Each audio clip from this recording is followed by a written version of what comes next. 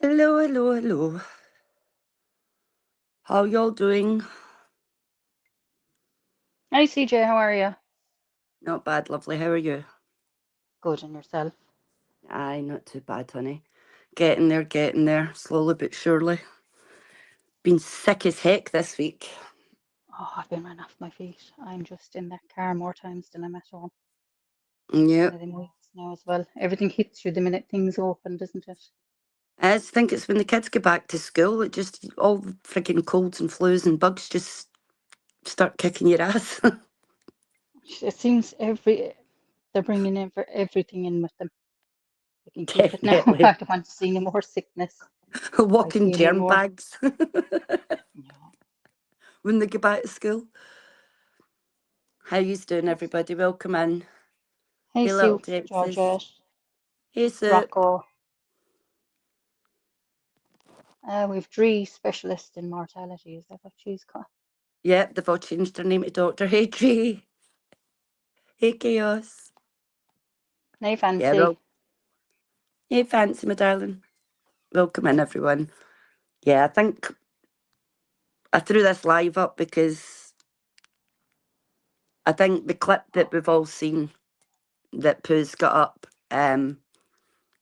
and it's a clip, don't get me wrong, it's a clip from a while back, and I know a few of us had seen it before and were bothered Yeah, we by have. it, and now that it was brought up today, I think that's with the video Pooh's put out and what was the conversation in Purples today, I think that's where people have got different opinions on that one.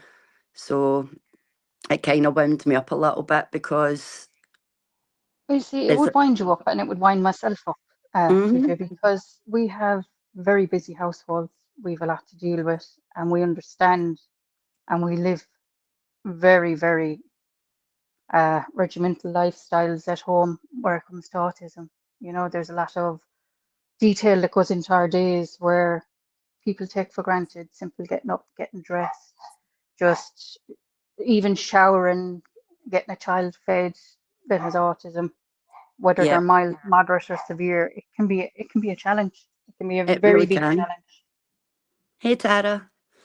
Yeah, it really can. I mean, living with neurodiverse children or adults is very much a challenge. And when I hear that the blame and onus is being put on parents of neurodiverse children who walk out the door, and the parents are getting the blame for those children going missing or getting out the door, um, that doesn't sit too great with me It because at doesn't the sit end great of the with me day, either. No. it's not. You're looking at it in such a normal mind that doesn't think in a neurodiverse way or has any experience with it whatsoever. You're seeing things so black and white that it's just simply the parents should be safeguarding that child and it's them to blame if they get out. But you're Yeah, saying that applies to that's grand. autism, but not children who aren't autistic. Well, if we were to So, look up the database for children that are missing, it's not just children with special needs that go missing or no, behavioral needs or whatever. There are a vast number of children that are neurotypical as well. Hi, Bubblegum. I hey, touched on bubblegum. this subject about a year and a half ago when that screen when Pooh first premiered that, and I kind of was saying to myself, you're living in a household with children with high needs. Number one, you need to educate yourself, understand the needs, do some different type behavioral courses. You have to study autism in depth so you know what your child's educational needs will be. You also need to know if you need a safety plan within your home. If you have behavior that is very challenging, or whether you have a child that likes to get out, we'll just say it straight, get out. You have Hmm. to adapt your home around living around that child. You have to adapt lifestyle, your lifestyle around that child. It isn't as plain sailing as someone got out the front door. I mean, that is very kind of uh, uneducated for someone to say that, open the door and they go. Now, Yeah. I'll point out neurotypical children can walk out a door just as quick as a child on the spectrum. Now, I have set safety plans. I advocate for children, and I have done it for over 26 years with autism and high needs and high behavioural needs. Now, I'm looking at it, autism is never a standalone diagnosis. That's one thing Definitely that not. is definitely out there, and no two children are the same, whether they're mild, moderate, severe, their needs are all different. So that plan needs to be tailored around a child's needs and the family needs. It just doesn't come down to the child. The family needs to be involved in that plan. And again, when you're doing the assessments and the diagnosis of a young child, the whole family is involved in that diagnosis, because when they're rolling out services, it's kind of a lottery. I'll say it straight. What is and isn't available. It comes down to resources, whether you get respite, whether you get in-home support hours to help you with that child, Yep. or whether you get nothing at all. I mean, they're the three options. I mean, Yep. you have to fight. I'm sure It's you've been down to through the that, Pat. parents to fund Yeah, it and fight for those yeah, fundings, because you might know that there's safeguarding issues needed, to be things needed to be safeguarded, and you might need to have, say, cameras or locks yeah, or alarms on windows and doors, things like that. But the funding and access to funding for these things is beyond difficult to access. So parents can very well know that there's risks there, but yeah. we don't get the financial support or funding, whether it's America or Britain. You have to fight for those things. So what do you do in the meantime? Are you living like, how? What are you meant to do? Do you know what I mean? You can try to safeguard, you can try to keep your children safe. Do you know what I mean? But it's just not as black and white. No, it's not. In the early days when I dealt with a lot of needs like that, I had to contact an advocate that helped me become an advocate herself, and I owe that woman the greatest debt in life, in fairness. She helped me so much, and she taught me so much about running through the red tape, getting around the Yep. politics of services and helping in general. And then we ended up setting up a support group for families. We all brainstormed amongst each other. We helped each other out, because services will only do so much. And then you can go and you can pay privately to add on to your services, which is very expensive, whether it's psychology, occupational therapy, physiotherapy, speech therapy. You'd need a full multi-D team around the child. So it's next to near.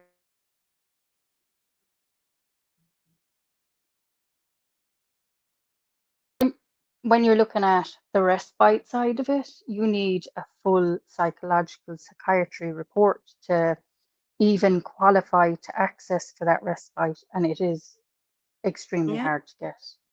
And I Especially have when there's watched multiple families. children in the household as Yeah, well. That complicates it, because you're trying to yeah, kind of safeguard one child, and you can safeguard as much as you can, but yeah. like I said, support's needed for the whole family, because the child's needs impact the whole family, and you've got to all be on the same page with how you support that child within their level of needs, because like you said, every child's needs are completely different.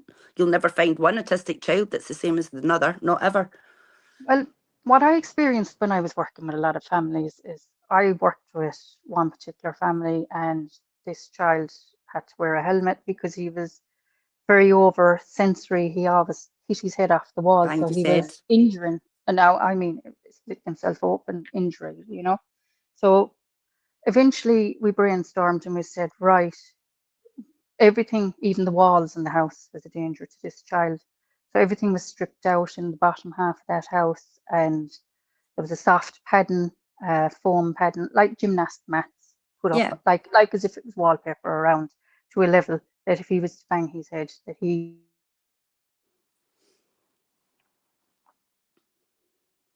wasn't going to injure himself at the level that he was.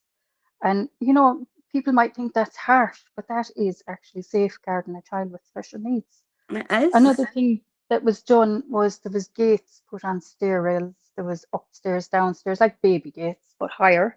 There was other things that were done to keep him out of the kitchen. And, there's certain things that you have to implement in your home when you have special needs kids. And the thing It's is, we've not, not got crystal balls. You can only be aware of your child's needs as those change, because every child needs are changeable. So what there. is a need 1 month might not have been a need 6 months prior.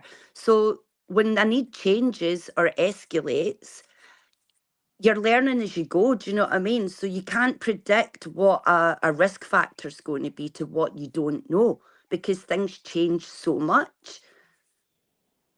Well, that's where it comes into as well, where you're dealing with services. You get the initial diagnosis, and then when a child reaches school age, they will support the child into school and they stand back for a couple of years, kind of it can happen. Yeah. And every so often an IEP would be done in school, or an educational assessment would be done to determine, are they keeping up with peers? Do they need an SNA? And things like that. So when that's done, you kind of hit a plateau where it comes with services and it's left to the parents. It's now, you're kind of on your own for quite Very a bit of much. time to deal with your child. And then what happens is, every child reaches puberty and into the teenage years. For children on the spectrum, it is extremely challenging for them to deal with the change in their bodies and their emotions and everything. That actually can start very early, from 7 to 8, maybe 9, and it actually lasts quite a lot longer in children with special needs than it would in a neurotypical child.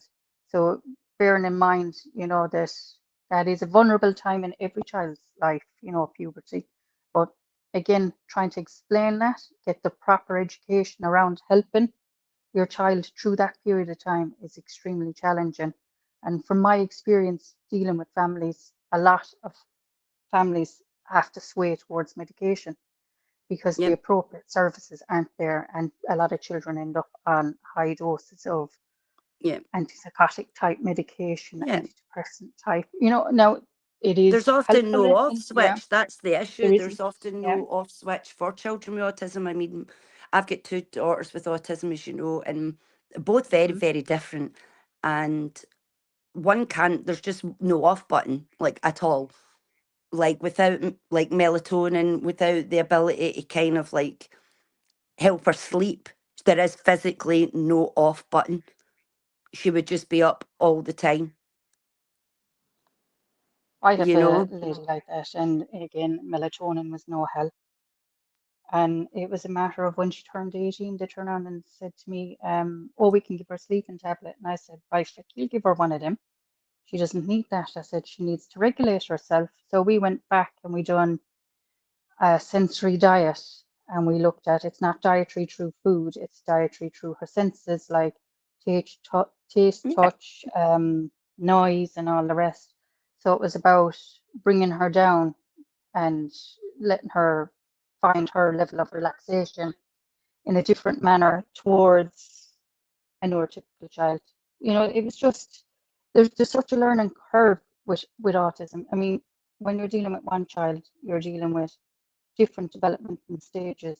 And again, I'll stress it straight, there's nobody can tell you like a parent can tell you. They're their own Definitely. experts on their children. I could say something and advise a parent, but it may not suit that parent's lifestyle or a child.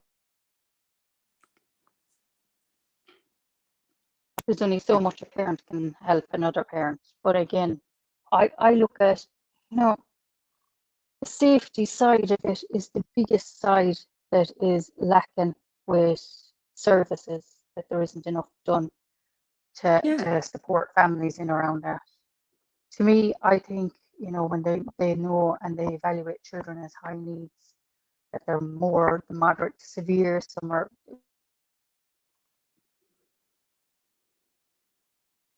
would be non-verbal, and you're looking at level of need.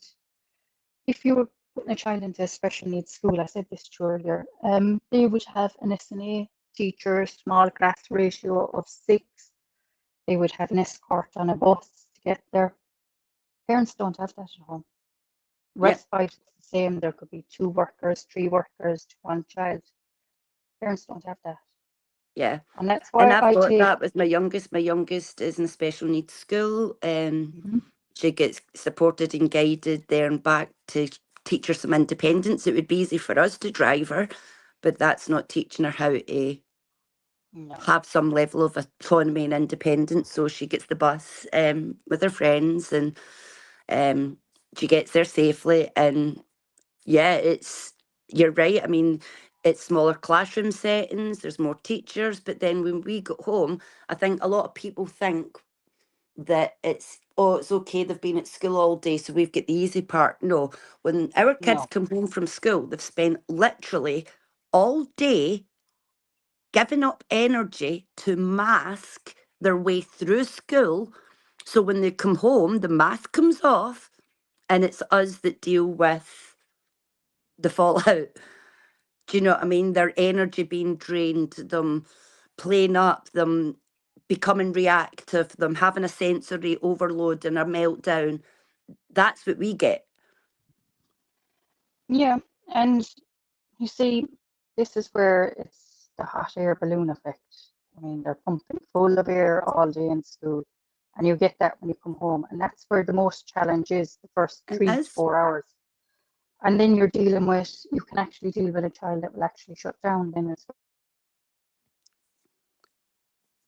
There are overwhelmed. 2 ways that they can be overwhelmed. It can cause a shutdown, a burnout, a shutdown, Yep. or it can cause a sensory overload style meltdown, which if the child's at home full day for the full day with you, you can kind of see what stress and builds that up, but you can't see what comes home off the bus, what's happened in school, so Exactly. neuro, neurotypical kids, don't get me wrong, they can come in just as agitated sometimes, but where it comes to special needs kids, it takes them a lot longer to process because Yeah. there is generally in their processing. And sometimes it might even take a day for them to process if something has upset them. You know, their communication is a lot different towards the neurotypical child. Definitely. Definitely. And I think this thing that Purple's saying about, we should be aware of all these safeguarding risks, and our children should never make it out the front door. And if they do and something happens, it's kind of on the parents. Yeah. Um, well, no, because like I said, parents can fight and know what their child needs. Sometimes you aren't even aware of what your child needs because their changes in their needs are so often and frequent. And you can I put would the blame on the actually parents, but it doesn't work because you can't blame the now parents when we can't be aware of what we don't know. I have met many a person that would have the same view as what Purple would have. How could that child get out, or how can so and so get out? I've heard that numerous times throughout my life, where it comes to other families that are dealing with children that can get out, and they will crawl through the smallest window, the smallest little opening of Yeah, something, and out they go. Thing is, I would like someone like Purple, or someone that would say something like that, to actually spend 24 hours in a high needs household to definitely. experience what that parent has to go through. And you see, this is where there's a big issue here. You're not just a parent, you're that child's social worker, psychologist, you're the Yeah, child's OT, the physio, you're the child's person that has to medicate them and everything else. This isn't this isn't just plain sailing. And a lot of parents that I've experienced working with, they're burnt out. They're on burnout before they even start their day, because there's such a lack of sleep. And, definitely. it's just horrible. It's horrible that parents are left to deal with all of that. And then when you come across it's horrible for a parent to actually hear someone say that, because they're doing their best, and I And would love that's to see. all we are trying to do is our best. And Yeah, even when it comes to, if we are aware of a red flag and we do know that there's, say, a risk of our child, there's a pattern building up of our child trying to be a little escape artist or anything like that, then again, it still boils down to getting the access to services to put these things in place that would protect our children. They don't just yeah. come with a flipping Harry Potter Now, magic wand. We don't just wave this, it and it suddenly appears. We've got to no. fight through red tape and bureaucracy to even be able to access these things. The other side of it is there's no magical wand there, as you said, for services.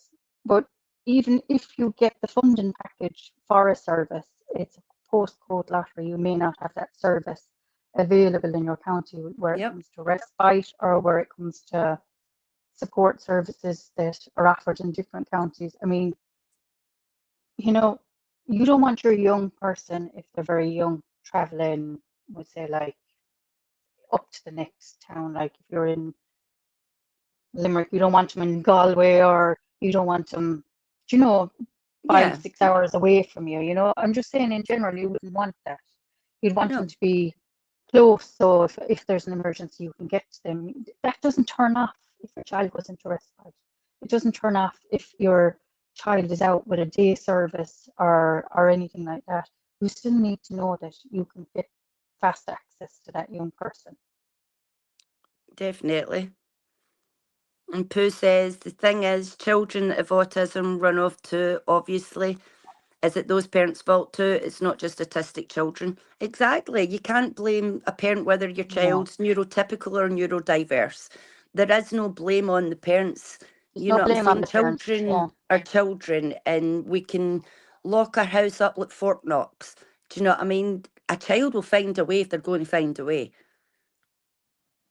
You know what I mean? And like Jessie said, spend a day in a neurodiverse household, um, and tell me they won't find a way.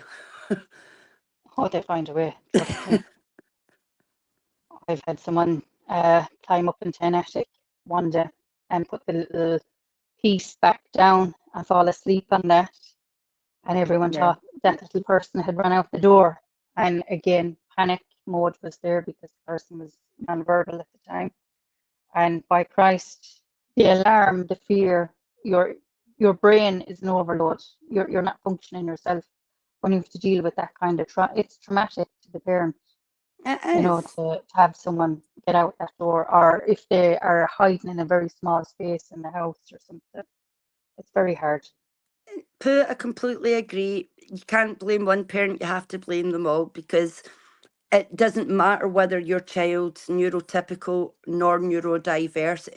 If your child is going to wander, he's going to wander, and parents aren't able to have crystal balls. We aren't, we're human beings. We don't have eyes in the Yeah, we back of our are. head.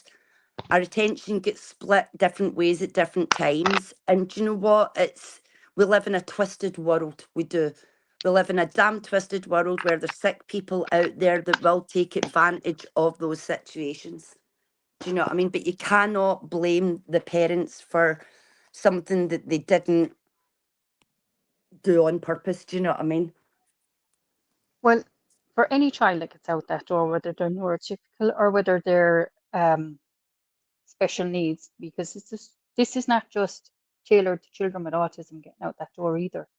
Where I know on that particular day, an article was being read about a child that had succumbed to, I won't say it because it Yeah, upsets me, you know.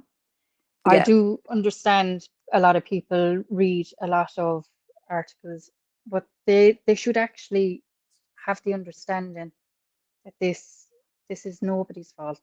It No, happens. Children can get out, and by Christ, it's the worst thing that any parent should have to face if a child gets out, whether they're children with neurotypical autism, or autistic or yeah, special needs. children with autism hyper focus. And sometimes it can be a keen interest, a hyperfixation and focus. Sometimes it could be a sensory soothing issue where there's a focus of a place that soothes them and makes them feel better and grounded. Do you know what I mean? So for a lot of kids, that's why they do head to places like rivers and lakes and things like that, because it is a sensory thing where it's a calming environment, you know, and that's where the dangers are, you know, and walking across roads, things like that. There's so many risks. Yes, we all agree in that. But preventing those risks, you'd need to be a damn psychic with a crystal ball, permanently 24 hours on guard with zero sleep, to be able to make sure that nothing ever happened. All we can do is try our best to kind of put the safeguarding measures in place for our homes and hope that we're doing enough, you know what I mean, and fight the systems that we need to get the things in place that we need, which isn't easy. You know, you can know that your kid wanders and then you try to get the funding or the measures in place to prevent that. But then that takes months and end. So you're on guard 24/7 in between. And like I said, we're Which you human see, beings. when you're dealing with services, CJ, they'll give you the tools, a toolbox, they call it, to Yep. deal with certain behaviours. You have to implement that at home. Sometimes it's not the appropriate toolbox, and you have to tweak that yourself and change things to fit that child and fit your home's needs as well. Because there's no two children the same, and there's no household the same. There's no, I mean, when you're dealing with, as you said, children that are quite overactive, they're not sleeping, you're not sleeping, and you may have other children in the house to look after, you have car journeys to deal with, everyday life that people take for granted. And there is so much ample opportunity for that child to get away, you know, very quickly. I've seen it happen with other families. A child can dart across the road, and it may be that a traffic light might go off, and that child will move so fast like lightning, Yeah. you know. It happens. It does happen. People are human. They're not superhuman. Yep. And again, when you're dealing with someone that will turn around and say they should have known better, there should be this, that, and the other. Live the life. I dare you for one day.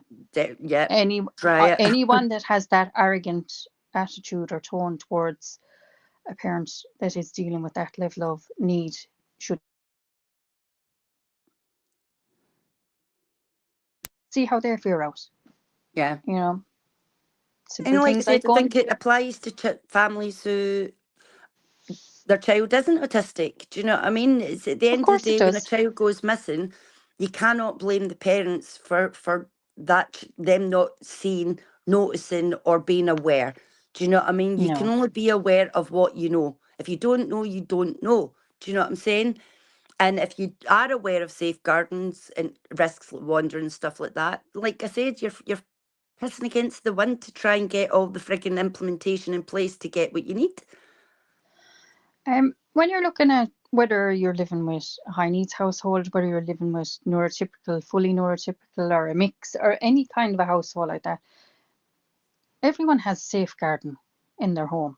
Let's face it, we do. We lock our front doors at night. We lock all our windows, and especially when we've toddlers, babies, there's things in place, you know, so babies don't bump over and things like that. But nothing can change if a child can open a door in a split second and get out. You know, nothing within that second, if you're, and it's not the parent, you know what I mean? The Yeah, parent is hyper vigilant as it is, nothing, totally. and it should not be put down because that's a form of blame. It's a form of It making that is. person feel worse than what they are if somebody does get out, you know, and that can trigger a downward spiral within a parent's mental health. It can trigger so many things because it's the what ifs start kicking in, and that can be more Yeah, detrimental than the child actually getting out. Um, I, I just, yeah. I'm Look, not, my youngest daughter thrives from nighttime. So she doesn't want to sleep. And then she loves the dark because the dark's got a sensory attachment to it mhm. where it's quiet, it's calm. She feels as if people can't see her and look at her. She doesn't feel judged because that raises her anxiety, things like that. So we've created an area in the backyard that's completely closed in. She can go and access it. Oh, When lovely. we know she's there, we can watch her, we can see her. We know she can't get out. So if she needs that at night, she can have it with us watching her. But if we hadn't have known that at the time, do you know what I'm saying? And we hadn't been vigilant, she could have quite easily got up and walked out the door one night and frigging been in the backyard without anybody knowing. Just because she's got It can autism happen. doesn't mean she's stupid and doesn't know how to find the Can keys happen. and unlock a damn door. I took a particular young lady to the shopping store, Dunnes Stores, one day, and we were shopping. I turned my back. She was in the cart, the shopping cart. I turned my back for a split second to get a loaf of bread off the shelf, and she was gone. And I said, Jesus Christ, how am I going to find her now? And do you know where she was, CJ? She was over at the freezers where the ice creams were. And it was Yeah. always the first, we would take one route around the shopping centre, and we'd always have to go to the ice cream first. And I didn't take that route that day. So I automatically knew ice cream. That's where she That's is. where she went. There's Yeah. no She parents went to have to, where her yeah, routine began. where it's hard. I mean, when you're in that hyper moment and you're trying to think, where, what, and then you have to go back to what they're used to, because you have to think like the child thinks. And that's the biggest connection where special needs parents have. It's different to a neurotypical child. I'm not saying people don't know, oh yeah, my child likes this or that. It's a hyperfixation. It's the routine and the fixation. Yeah. It is. And I've saying to myself, God, where'll I get her now? And straight, and she didn't know no different. She was over there and she was holding the same ice cream with that little smile on her face, while Mammy was sitting there and she was melting down and nearly hyperventilating. So things can happen like that. That's just a silly incident, but for a child to get out the door and not come Exactly. back, that's a different. Unless you're fortunate enough to have such state of the art alarms and all the bells and whistles that would notify you the second the door opened and Yeah, things like that costs a fortune that very few CJ, people can afford. I have seen families here put in thousands to their homes, and them kids still get out. Yeah, and that's it. They do. You know what I mean? Like, Yeah, you can try everything that you possibly can, but like, try living a life. Like I said, you can go to your bed at night as a parent and you fall asleep, and your child could get up 3 o'clock in the morning, hyper fixated on, oh, I want to go to the swing, or I want to go and get an ice cream, or I want to go to the lake. And they're going to find a way out. Do you know what I of mean? And course they like I are. said, if you've got no way of knowing or being aware and you've not got the funding or the equipment that would notify you, they're still going to get out. You just might be a little bit quicker at their back if you've got all the frigging bells and whistles, but they're still going to find a way, is my point. Of course they are. There's another thing parents are doing as well, is they're putting they're getting these bracelets. We've seen them being used here. Hi Amanda, how are Hey, you? Amanda. Little bracelets, but they're trackers. They're kind The of like a trackers, tracker. yeah. Just, yeah, people have been trying every little trinket that's going. Those little, what are those? I do. Air tags is another thing. I do whenever my daughter, my youngest, goes out with her oldest sister. Um, Even though I know she's safe with her older sister, she's a grown ass adult now. Um, I still always put an air tag in my daughter's jacket in case she ever gets her phone stolen or lost. And that ways I know, I still know where she is. Yeah. See, we're thinking strong on our feet all the time. And Constantly. yeah, we are all the time. And again, you know, I would just love, even to go on holiday, even for a short break away, the preparation that goes into our homes to take our young children, adults away is, I'd love to, that is an area that I'd love to see someone like Purple Phoenix experience. And I'm not saying that in a negative way, but I'd love her to experience that, so she can Yeah. experience through the eyes and the lens of a parent with special Well, needs. here's my hypothetical on that one. I don't know if my memory is correct or not, but a while back, did Purple not bring up that one of her family was being assessed? About a year and a half ago, when around that time that this clip first came out, Purple turned around and said that she was experiencing that her granddaughter was being assessed to see was she on the autism spectrum. Now, best will in the world, you know, if she is autistic or if she's not, I wish the little lady well, but at the Yeah. same time, it is an experience to educate yourself when even if you have a scare and you think a young person in your And I family think is going that's through my that, point right there is if that's the case, I mean, think about it, it's just sort of an example. Think about it this way. If when you don't know your child or family members on the spectrum and you're in the process of being assessed, or even once you've got a diagnosis, what would you do if you're looking after a child full time or at weekends or whatever, and you don't know that child's dangers until it's a danger? You're not psychic. You don't have a crystal ball there to be aware of, do you need to have safety gates in place? Do you need to have things in place to avoid wandering and falling and banging heads against walls, or any of those kinds of behaviours or meltdowns? How do you keep them safe? You don't know until you know, until you've had first-hand experience of knowing what those needs are. Do you know what I no, you mean? don't. So you can't Yeah, judge a I get it parent whether totally. You you're don't. a neurotypical family where the child doesn't have autism or whether the child does have autism. To me, there should be no difference. There's no blame should be placed on the parent in either way.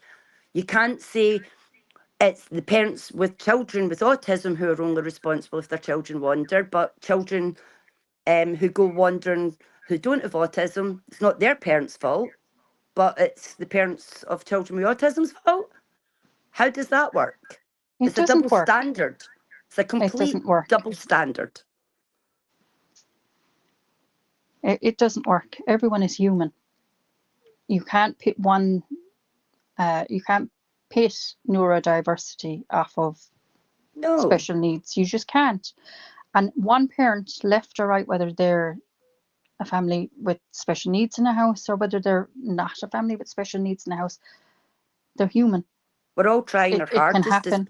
We're parents. all trying. We're all working very Whether your hard. child's special needs or not, we're all trying our best to keep our kids safe and to be on top of what their needs are, neurodiverse or not, and to be aware of what we need to. And sometimes we just don't know until we know. And that's the sad reality, unfortunately. But you can't go around blaming parents with special needs, but then you're not responsible in any other way. It just doesn't work. No, it doesn't. And the biggest part that a parent needs is a lot of education, and it builds up over years. You know yourself, you start off with a word autism, you start off with safety. All of these buzzwords are thrown at you, and you are left reeling. The professional Yep. will only give you a small taster of what you have to do. The Oh, majority of it's definitely. down to And you yourself. did the same as me. As soon as Yeah, we found out and we were aware of diagnoses, like the first thing that I did was go back to bloody university and yeah. study it, because suddenly I had all these doctors and professionals throwing words that I'd never heard of before at me, and I was like, what in the world are they saying to me? Like I felt like a fish out of water. I just didn't have a clue, and not understanding my own child with all these big words. I It's was very like, hard I because, felt really bad as a mum, because I was like, it's my job as a yeah, mum to know what the heck these people are talking about. So the way I'd done it was I just went back and studied it, and that gave me yeah. understanding to kind of know how to work with the professionals and how to, like you said, cut some of the red tape at times and fight for what I need to be my child's biggest advocate. Do you know what I mean? Because that is my job. I'm mum, yes, but I'm also my child's number one advocate. Again, things are changing so much, CJ, from when our children were diagnosed to where it is now. Services are even a lot worse to deal with now. But when you're looking at, like, the red tape you're talking about, that's not taught through a service. Mm-mm. They're not going to help you with that side of things. They will put on paper what your child needs, and it's up to you to chase it. That's the way they look upon things. And Totally. it's just And then the services are different. I've got two daughters, and one's aged out now, very as they would different. say Yeah. here. She's over the age of 18. Her access to services now as an autistic adult is Hmm. absolutely crap. Well, The, I the have. services that adults get to access to support them through adult life just isn't there in comparison to what is there for children under the age of 18. The services, it's like you drop off. It's dropping off a cliff, is what they call it, when the Hmm. child hits 18, because where you'd have a paediatrician coordinate all the medical needs for you along with your doctor, your main GP, the paediatrician vanishes, and then your services are broke up to community occupational health, community physio, psychology, and if you're with a day service and your child has moderate to severe needs, you have to have a specialised team that deal with moderate intellectual Exactly. disability along with autism. So you have to go and you have to source the best placement there. And that changes a day service for your child. There are different levels of day services that would be appropriate, different levels of respite for an adult, which is very, very scarce to get as when you have an adult on the spectrum, with high needs like that. And then you have to look at those kind of facilities. Are they trained to deal with comorbid medical needs? Now, Hmm. when I say medical needs, a child may have epilepsy, they may have sensory disorder, they may have, you know, other issues like feeding issues. Some Yeah. children with high needs might be peg fed and things like that. So there's a lot for parents to, when they reach 18, that they have to be Definitely. on board and know exactly what they're talking about before they approach a service, because you can be turned away very easily.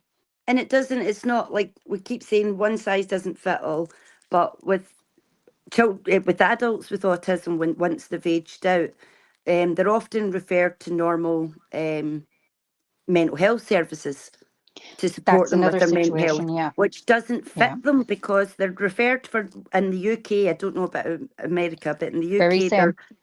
you're very much standard referred for CBT therapy.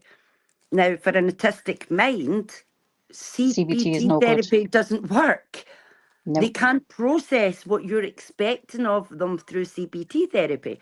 So it doesn't work the same way and it doesn't benefit the same way as it would a neurotypical person who would be able to process those steps and stages of CBT therapy and how it's designed to make your mind work through different things. But with adults with autism, CBT therapy doesn't work, but there is no alternative for adults with autism to No. support them with their mental health or autism as adults. No. And at times, young adults that are on the spectrum can be misdiagnosed with various comorbid mental health because there is a lack of understanding of autism through the mental health services also. And that's a big area that has been kind of under the microscope here in Ireland, that they're now they're looking at sourcing specialised mental health teams around adults with autism. Because even though if you have a child on the moderate end, there are specialised teams for those. But as you said, CJ, when they're mild and they would have a good intellectual capacity to understand, and they would have good language, they don't have the processing skills to do the therapy. So it's kind of setting them up to fail. They're putting them into It a really service that is. doesn't fit them. So I know we're in the early infant stages of rolling out multi-D teams for young adults, like between the ages of 18 to 25, they're going with first. But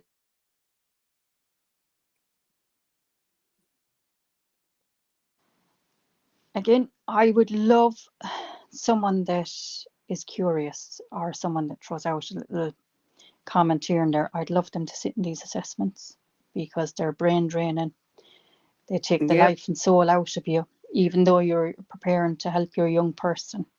It is It's it's so it's a destroying. different level of stress. Yeah. Yeah, and it's hard enough for parents, as it is, but when you start to place blame on parents, um,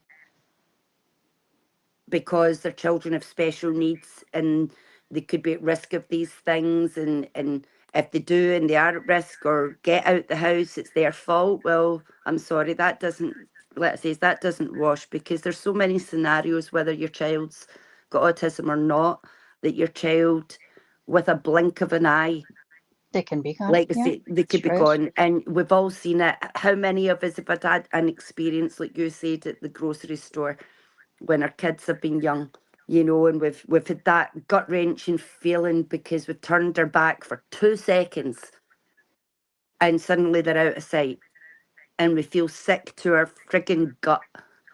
You know what I'm saying?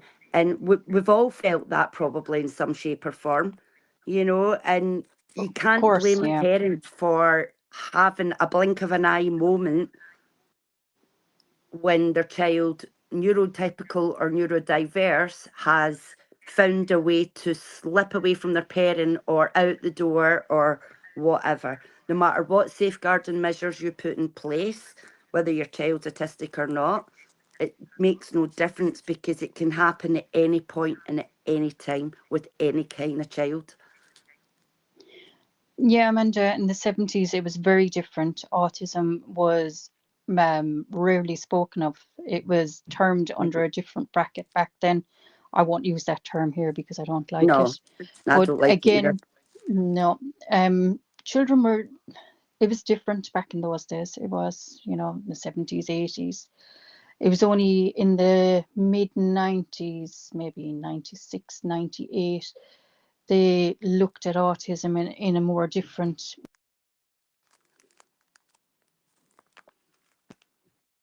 And there was one thing that always stood out in around that time that I heard was refrigerator mother, Yeah. refrigerator parent, parents kind of a thing. And Yep. it always kind of, when I read an article about that one day, it actually, I was in tears, floods after, and I was, what the fuck? I was kind of Yep. thinking, you're doing everything possible, needs and everything, and then you read this and you're saying, hold up a minute, services didn't tell me about this side of things that people always thought about autism, Yeah. that one of the main factors, environmental factors, were back then. So I mean, thank God things have changed where it Oh comes God, to yeah. the diagnostic side of autism. There is no handbook we all get with a No, diagnosis that says here's no. how to look after your child from now until the day they die with whatever their needs are, because their needs change every 5 flipping minutes. Do you Oh, know they what I do. mean? It's like you have got to be like bloody superwoman to be on top of those needs 24/7, because they change so quickly. Well, my friends always say to me, you never leave the car. They say about myself. And that is true, CJ. I'm in the car more times than I'm at home, whether it's appointments, pickups, drop offs. The, even as young adults, they're more reliant because you want them to be out and getting on buses, trains, and that. But each of those steps are very much planned out. Yeah. Look, there's so many safeguarding things, but like I say, I just don't think it applies to just autistic children. No.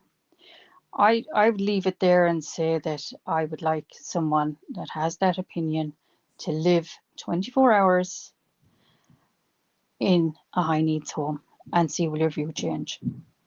Yeah. Now, I have to go here, CJ. No I'm back problem. out the door again.